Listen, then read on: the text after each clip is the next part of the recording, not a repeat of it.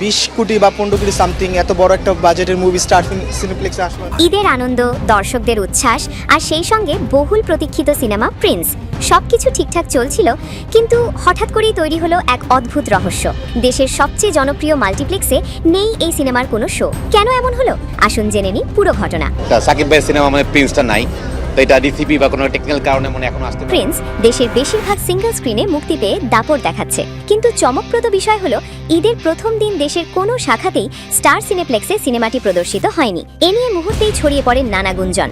বিশেষ করে বলা হচ্ছিল সিনেমার ডিসিপি জমা দেওয়া হয়নি। তবে দিনের শেষে বিষয়টি পরিষ্কার করে প্রযোজনা প্রতিষ্ঠান ক্রিয়েটিভ ল্যান্ড ফিল্মস তাদের বক্তব্য অনুযায়ী ডিসিপি জমা না দেওয়ার অভিযোগ সম্পূর্ণ মিথ্যা।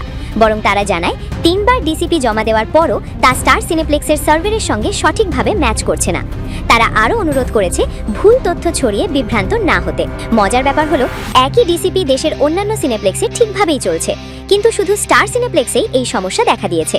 এতে বোঝা যাচ্ছে এটি মূলত একটি কারিগরি ত্রুটি। এদিকে সমস্যা শুধু মাল্টিপ্লেক্সেই সীমাবদ্ধ থাকেনি, দেশের প্রায় অর্ধশত সিঙ্গেল স্ক্রিনেও ঈদের দিন শো বন্ধ রাখতে হয়েছে। ফলে অনেক দর্শক টিকিট কেটে সিনেমা দেখতে গিয়ে হতাশ হয়েছেন। কিছু জায়গায় ক্ষোভ এতটাই বেড়েছে যে ভাঙচুরের ঘটনাও ঘটেছে। বাংলাদেশ চলচ্চিত্র প্রদর্শক সমিতির সাধারণ সম্পাদক আওলাদ হোসেন জানিয়েছেন, এই কারিগরি সমস্যার কারণে হল মালিকরা বড় ধরনের ক্ষতির মুখে পড়েছেন। প্রযোজনা প্রতিষ্ঠান জানিয়েছে তারা দ্রুত সমস্যার সমাধানে কাজ করছে এবং খুব শিগগিরই স্টার সিনেপ্লেক্সেও প্রিন্স সিনেমাটি প্রদর্শিত হবে বলে আশা করা যাচ্ছে। সাকিব খানের অনেক ভক্ত আমরা, অনেক ফ্যান ফলোয়ার, কিন্তু এখানে সাকিব খানের ছবি নেই, জন্য আমাদের খারাপ লাগছে।